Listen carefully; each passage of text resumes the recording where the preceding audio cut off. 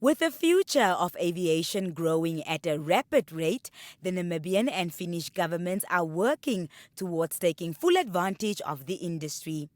According to the International Civil Aviation Organization, the demand for air transport will increase by an average of 4.3% per annum over the next 20 years. The two countries are now entering into an agreement that will allow a feasibility study for the establishment of an aviation center.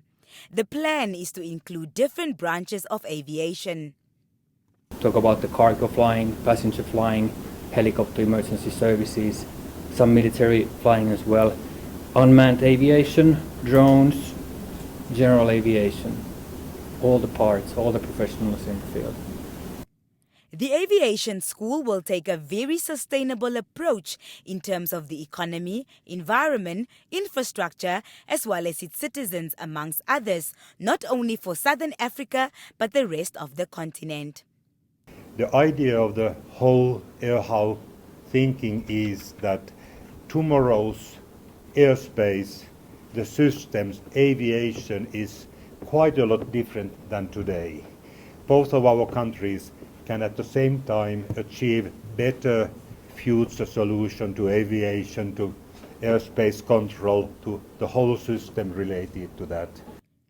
Minister of Works and Transport John Mutorwa says the aviation industry can become a reality if Namibian stakeholders all take their responsibilities seriously while avoiding excuses. You will hear voices. People will say, but no, we are a main stakeholder, but we were not approached, we did not have our input in there. And then the whole thing is disowned. And we are back to square one. But money was wasted. The minister said people are more likely to stick to a project when they feel a sense of ownership.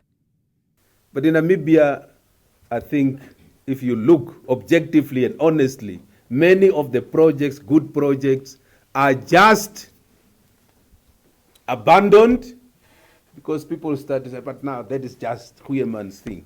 It's just John Mutora's thing.